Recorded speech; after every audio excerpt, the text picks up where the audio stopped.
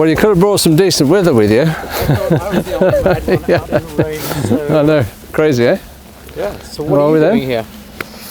I could ask you the same. What are you doing? I've got my daughter out with me. I know, nice you brought the expert anyway. Yeah, so we're just putting jumps out. If you fancy it, I could just do with knowing what the distance is. So, no, we're just playing at the moment, just putting fences out and having a look. And the boys putting some more fences up there and some more down there, and then they go away again, and otherwise people come around and have a look, see what we're doing. Yeah. So, so how many times have you ridden here? Today, this is... No, I mean over the years. Oh. Loads. Well, 82 was the first time I rode it. World Championships. Okay. Then not for many years after that. Yeah. And I'd say since 95 or 96 annually. Yeah. Pretty much annually. Yeah. Missing a few years, but...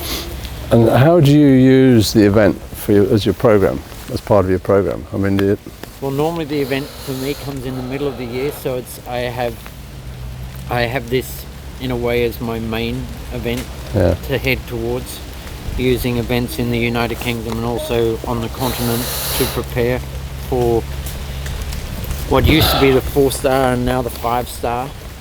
Yeah. Because you guys only have championships every other year, don't you? We only have every 2 years. World Championships. Australians, yeah. And then Olympic Games, no European Championships. No. Yeah. So, but for me, this is one of the greatest venues in the world. Yeah. The ground is just absolutely fantastic. Doesn't matter whether it's raining or whether it's been dry. The ground's always the same. Were you here last year when the rain? Yeah, and they've pumped the fire department's here pumping water out, and the cross country's delayed 2 hours, and that's all. I know. It was amazing, really. And the ground was perfect. Yeah. It was perfect to run over. Yeah. Well, I mean, when there's pouring and all that storm and all that sort of stuff, we're thinking, oh God, here we go. But I mean, Julia and her team are just fantastic. Just get on with it, you know. It's a complete team effort. Like one person does it alone. No, it's brilliant. I mean, because there've been many events around the world that just would have had to cancel.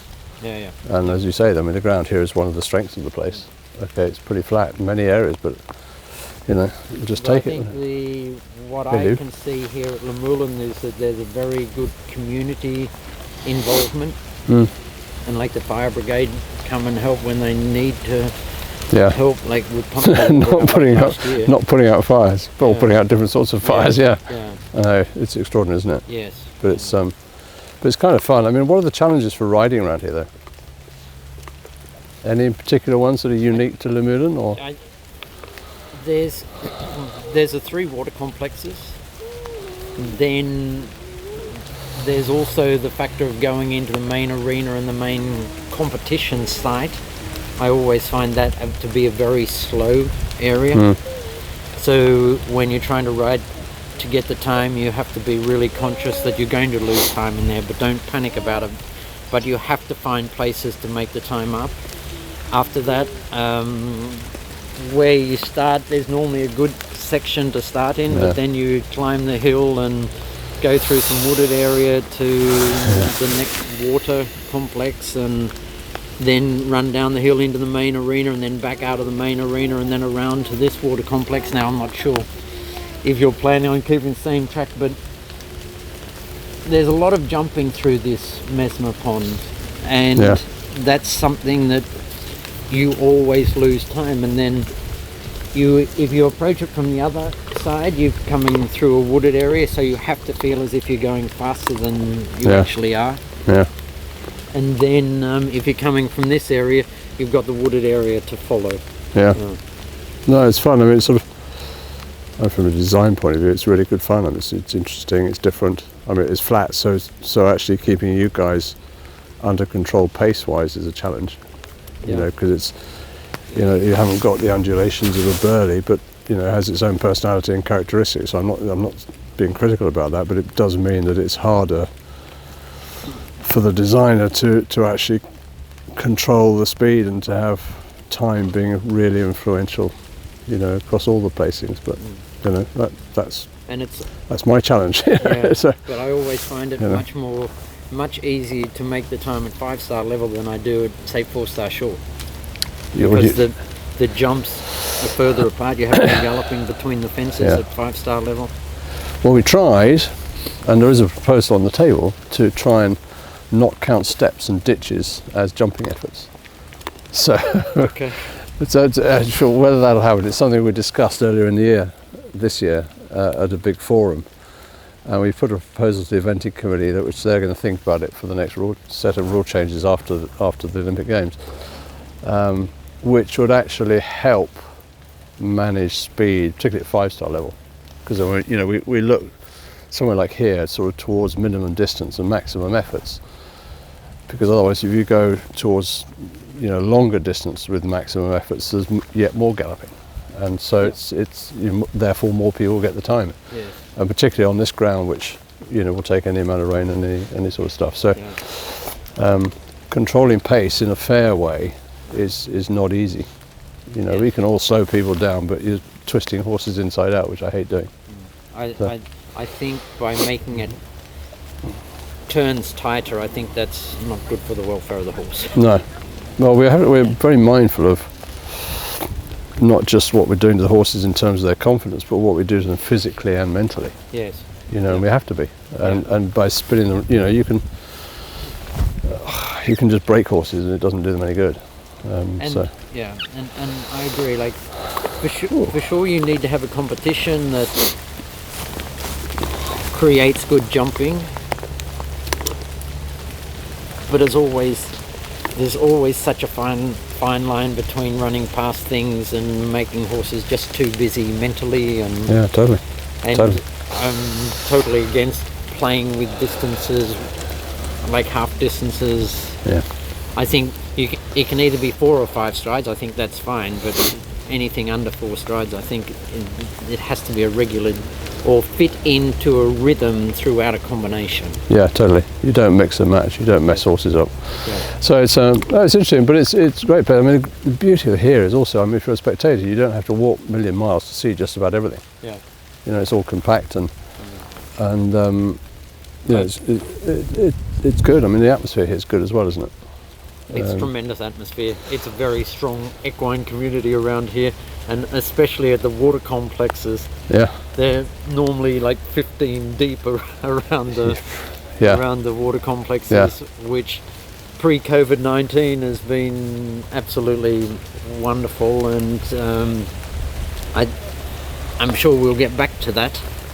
But and also there's normally a big screen just out here from the Mesmer Pond where you can also view it from a screen. So this is a very central point. Yeah. And the thing that I love about here is the flow that is created, of which is your doing.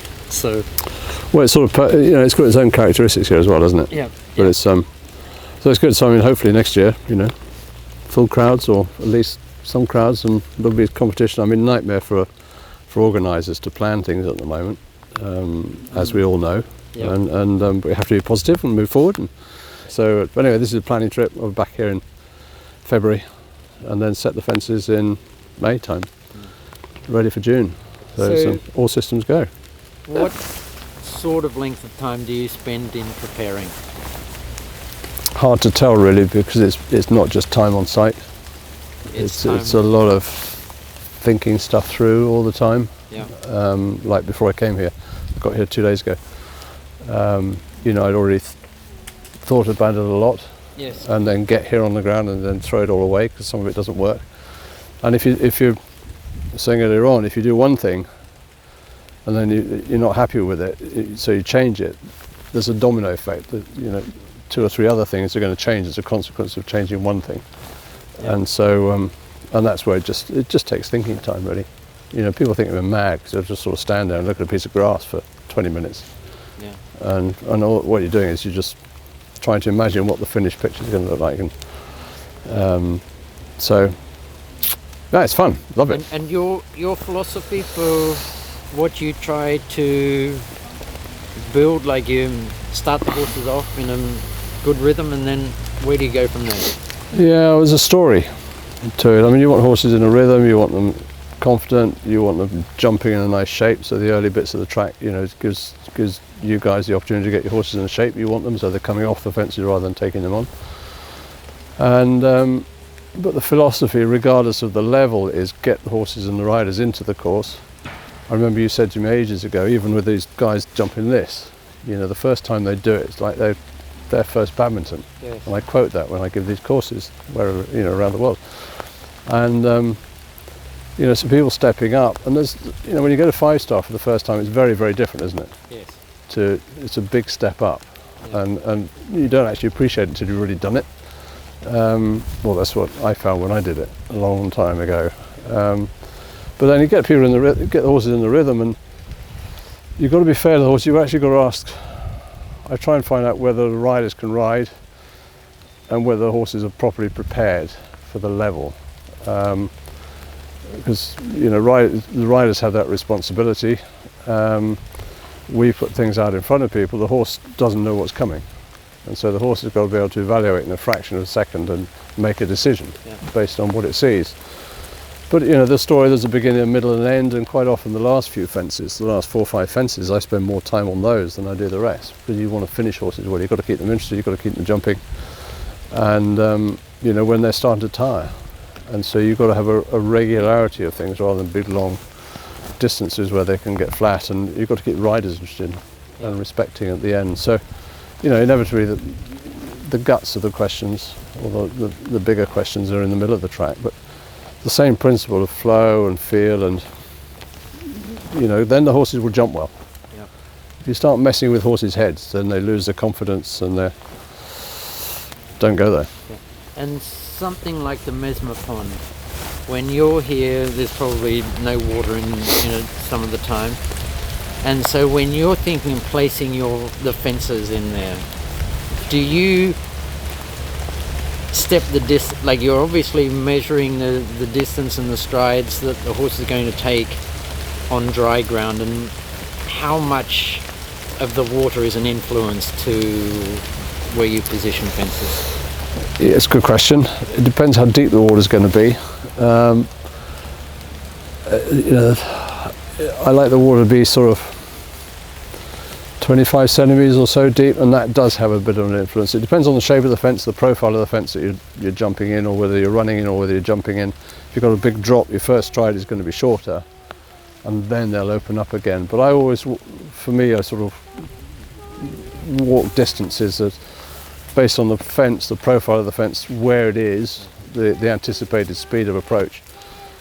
And so it does vary, and it comes down to feel. You want to go? I'm talking with You're getting wet. Etherington-Smith. You're getting wet. So playing with this is fun. You know, they all vary. Yeah. They all vary.